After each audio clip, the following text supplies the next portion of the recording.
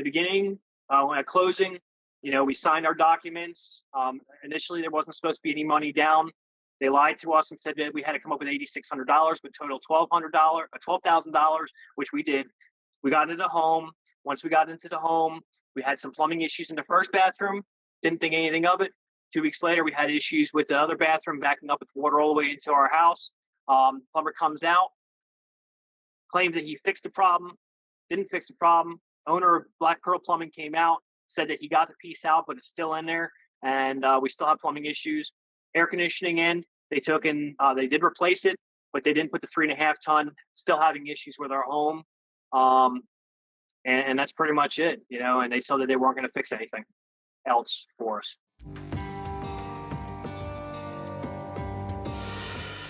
All right, so in the beginning, I bought my house or closed in my house June of 2020. It was actually June 12th to be exact. And so everything was fine in the beginning. They did the walkthrough, we did the closing, I spotted things that needed to be repaired, before signing. And he took care of a lot of the things at that time. But once we signed the closing papers and we actually were able to move in, that first week we had an issue with our toilet bowl in the main hall area of the bathroom area for the girls' bathroom, if you will. And so the toilet backed up. And we were like, okay, well, it's, maybe one of the guests that were at our house, flushed toilet paper, because we come from a trailer home that does not have, has septic. So we weren't able to flush toilet paper down there, for the last 8-9 years. So that's what we're used to. So our toilet paper would obviously go in the trash. Well, our guests obviously didn't know that. So we thought, okay, well, something maybe blocked because of toilet paper. Well, it turned out that the toilet was okay after plunging. And then about another week later, it did it again. This time it gurgled in our master bathroom. And then the water started coming up into our shower. And then it went in further and started coming out where our toilet bowl is. It started coming out the seams at the bowl where the wax ring is. And so we called the plumber out. And he asked us, are we going to come out? You want us to come out tonight? And this was like 11:30 at night when I called, because I had just got home from work, because I do air conditioning. So anyway, when I went to go take a shower and everything, and it all came up and everything, I called them. They came out. It was about 1 o'clock in the morning. He broke my light in the front, one of my lights that go up into my house that I installed, and he destroyed my shrubbery inside where the clean out was. So he had an attitude. You could tell he wasn't very happy about being there. He accused us of flushing wipes down inside the toilet bowl. Like, didn't even ask us, did you flush anything down? He blamed us of flushing stuff down the toilet. And he said, if I find anything, I'm going to charge you. And I'm like, okay. I was like, and I'm a first-time home buyer. It's the first time I ever owned a home. So that was the plumbing issue. And then I'll get back to that. So within that time, we were having air conditioning issues where I had a 5-bedroom, 3-bath, home. It's like 1,981 square feet. I pay about $1,800 a month. The house is about $258,000. And I told him, I said, it's 95 degrees outside and my house is getting up to 81 degrees. It's not cooling down. And I do have a daughter that has congenital heart disease.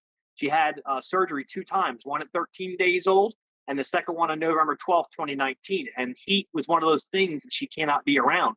We don't even take her outside much.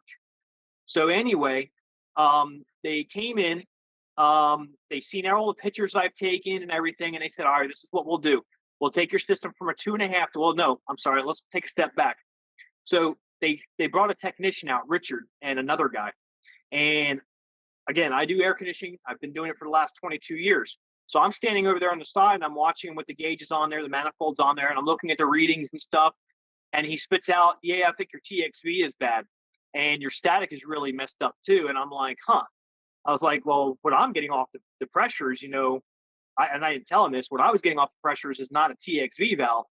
It's something else. So anyway, to be said, they ended up replacing the TXV. I said, go ahead, change it out. So they changed it and they said, oh, everything looks much better now. And the pressures and the temperatures were still the same. I didn't see what changed.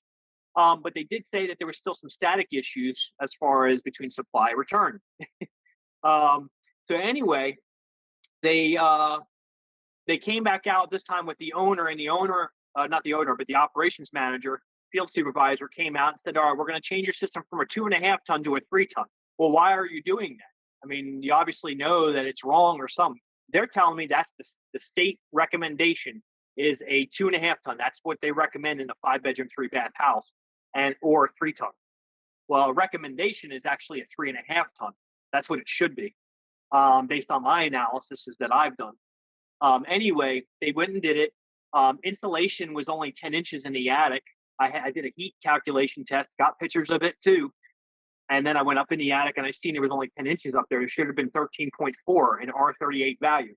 I got to Jesse right away and I told him, I said, my insulation's low up there. He had brought his guys out. They blew insulation up there. They got it about almost 2 feet of insulation up there now. And I was still having issues with my air conditioning. It still would not come down to the 72 mark that I'm wanting it to. Now, I go in many, many houses in a year, many houses. I go in from 1920s all the way up to 2020. And not one of those houses have the issues that I'm having where they cannot maintain temperature at 72 on a 95-degree day. Usually when I get a call, it's because of noises, not because of not being able to keep, or unless they have an issue with their system. So I've discussed this with them, and they will argue up and down and they will not put a 3.5 ton in here. When he added a return in the dining, that didn't do it. The return in my master bedroom now suffers, and when my door's closed, it gets hotter than get out here. I had a portable in here, a window portable, just to maintain temperature because the unit was running. My light bills were like $475, $400, $300 on the first bill for 24 days. And this is a brand new home. I shouldn't be paying no more than $160 a month, with running my AC the way I do. So anyway, with that being said, they came out. I'm kind of jumping. I'm getting a little nervous here. So anyway, Dale, which is the operations VP manager of the construction manager, he called me on August 31st and said, we still can't come out because the COVID-19 is stopping him from coming out. But yet they were still selling homes. They were still doing walkthroughs. Customers were still going in their sales model and bringing people to the houses and showing the houses and doing the closings, doing walkthroughs. And I brought that to their attention. I said, you can't come to my house to fix my problems, but yet you're able to still sell homes and put people in jeopardy before they buy their home so that their housewarming gifts is COVID-19. I mean, that's crazy. So anyway, he got into an argument situation with me and said, well, we're not allowed to come out, blah, blah, blah, blah. I'm like, whatever. So August 31st, he said, well, let's wait till August 31st. Let's see how things are. Let's see if it lifted. Sure enough, they said it still didn't lift. And they gave me the runaround and said, well, let's schedule it for the 16th of October. They came out 16th of October. Him, Syrian over at One Stop Heating and Air, and Dale, the VP, they badgered me in my own home. They came into my house, disrespected my home, and said, well, I don't feel like that there's anything wrong in here. I was like, that's because it's only 81 degrees outside. The temperature's starting to come down. This is our fall season now. Of course my temperature is going to maintain at 72, but you can clearly feel the difference between my bedroom and the rest of the house. Syrian, he denied the whole thing. He denied everything. He even knew that my daughter had congenital heart disease. He denied everything. So with that being said, the plumbing issue still hasn't been fixed. The air conditioning issue is still going to be an issue come summertime again. When he disrespected me in my own home, I said, you know what, whatever. I said, I'm an air conditioning guy. After the first year warranty, I'll tear it out. I'll sell that equipment and I'll put what I want in here. You know what I mean? Because when it comes down to it, lawyers are not an option for me. I got this house on the skin of my teeth, and they know that. They know that I had a hard time coming up with $12,000, which of $8,600 was what I was putting down. When they told me, and they got signs everywhere that it's zero down, and I'm a first-time home buyer. So how is it that I'm a first home buyer, but I have to pay $8,600? It doesn't make any sense. I hear from other neighbors, they only had to put $1,600 down, on their home, and it was a discouragement. So I've had a lot of problems, and when I called the plumber with Black Pearl Plumbing, Barry, the owner, I told him, I said, because he came out the second time, I missed a whole bunch of stuff. Like my writing that I have has everything in it, that I posted there. Barry, when he came out here, he put a camera down in here in our sewage line from two different locations, my master bath and my other bath right beside my master bedroom. because he couldn't get to it because he only had a 75-foot camera. When he went down there, the first guy that came out, he ran a snake in there. And the only reason why the drain was okay for about a week and a half, 2 weeks, and then started doing what it was doing is because he knocked a piece of that piping that was broke down inside my sewage line. He broke a piece in there that was stuck in there from construction. So they dropped like a 90 PVC or something down inside my drain. And when he ran the snake in there, he broke the piece, and then the other piece was still in there, and he thought he got it all out. When Barry came out, the owner, and ran a snake down there, he'd seen the piece of pipe in there still. And he tried using the camera to push it out. He never got it out. He was able to push it up against the sidewall. He said everything would be fine with it. When I called him and asked him for reinsurance to come back and put the camera down there, he told me I don't have to reinsure anybody. And he gave me $50 for my light. That's what he did, and then he left. When I called him back and I asked him to come back to reinsure me, that's when he told me that. He said, I don't have to reinsure anybody. I was like, wow. So Jesse, which is the other construction manager here just for McClinney area, he said, I have a suggestion. I was like, what's the suggestion? He said, just keep flushing toilet paper down there. Use the toilet paper. Don't be afraid to flush it down there. And if it knocks it loose and blocks it again, then we have evidence.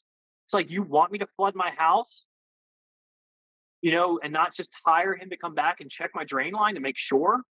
I never physically seen the piece of pipe that he took out. I seen it in the camera when he was ramming into it with his camera and then pushed up aside and told me it wouldn't bother anything. It would be fine. So when they came to do the review with me on the 16th about what was going on and everything else, I had to explain everything all over again to Dale and he knew everything. I've already explained it to 100,000 times exactly what was going on in my house, and I got 5 children, 2 adults and 2 dogs, 2 cats, a fish tank. I got a lot of things going on in here, and I shouldn't have to run fans in my house. That was another thing. They said, well, your high electric bill, and the reason why your house is not getting cool is because you blow all these fans. No, if I don't use my fans and circulate my air, it's going to get hot in here because the air is going to become stagnant and still. And the only air that I'm going to get is the air coming out of my vents. It's never going to relieve the heat out of my house. So in the moment that it got heated up, they were wanting to just run off my driveway right away. And then I said some few mentioned words to Dale as he was walking off. I was like, I knew I shouldn't have bought these houses. I should have taken my $12,000 and bought a house, a double wide trailer like I was going to on my own piece of land. And he just kept walking. Then about 2-3 hours later, he called me back up on my phone and asked me, I see that you have a work order here for daylight coming in your home. Can I come back to your house to see what's going on so I can get some pictures to get that addressed? He made sure when he did that, he brought a printed copy of the code statute saying that the temperature outside of 20 degrees from outside to inside, that if it's within 14 degrees, my house is maintaining to the Florida statutes for building codes for 2017. Syrian from One Stop told me that these are low income homes for people that can't afford homes.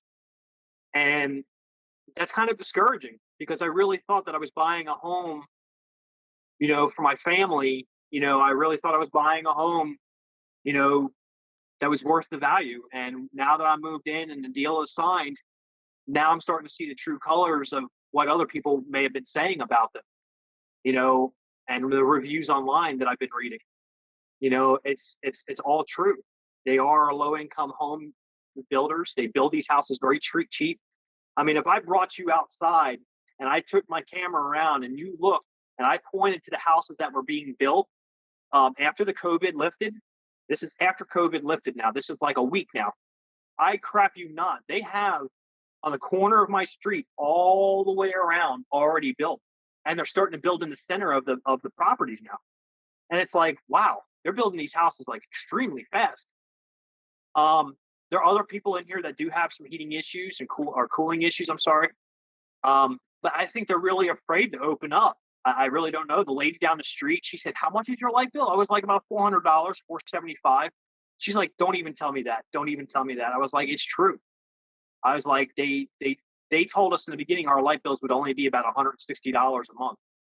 That's living in a perfect world. If you live in a mid-state where it's always cool in the summer times, not all that humidity and heat at 110 degree heat index. They tell you that, so that you can buy their homes. They tell you everything that they possibly can to have you buy their homes. And once a deal is signed, they basically don't want to have anything to do with you. And that's, I know it's mixed around, and I know that I went back and forth, but it's hopefully that's enough information. But it's been, a struggle. I can't afford a lawyer. I mean, I can't go get a lawyer. I don't even know where to begin. And the guy from Beware of LGI Homes, he has a Facebook page. He's the one that got me on to the Pissed Consumer. He's the one that told me about this, and he said to reach out to your news media and everything. And I've tried to, but even them, they never even responded back to me. The lawyers that I did call, they want thousands of dollars, up front to be able to even take my case, and I don't have that kind of money. I have a daughter that had 2 open heart surgeries. I have a son that's blind, legally blind in his left eye, and his right eye is becoming weak because he's using his right eye all the time. So it's like, what do you do? I mean, and they knew this. They knew what situation I had, and they used that to their advantage to sell this home to me. You know, and the little things that were happening now, like the nails popping and stuff, that to me is normal. That's the settlement of the home. I mean, I know that from being in the trade for so long. But being able to cool a home, or being able to be scared whether or not your toilet's going to overflow while you're using it or taking a shower, we shouldn't feel that way. We shouldn't feel worried or scared, about, what's my light bill going to be now? If I really wanted to, I could have stayed where I was at, paying $400 a month and then $550 for my rent, and I still would have been under what I'm paying from a mortgage, and I would have been perfectly fine. But I did this to better me. I did this to better my family, and actually start to have credit on my backbone. And now, instead of having credit on my backbone, I had to utilize all my credit cards to be able to get the things that I needed for my children and food, because of my mortgage being so high, and dealing with everything, the high light bills and everything.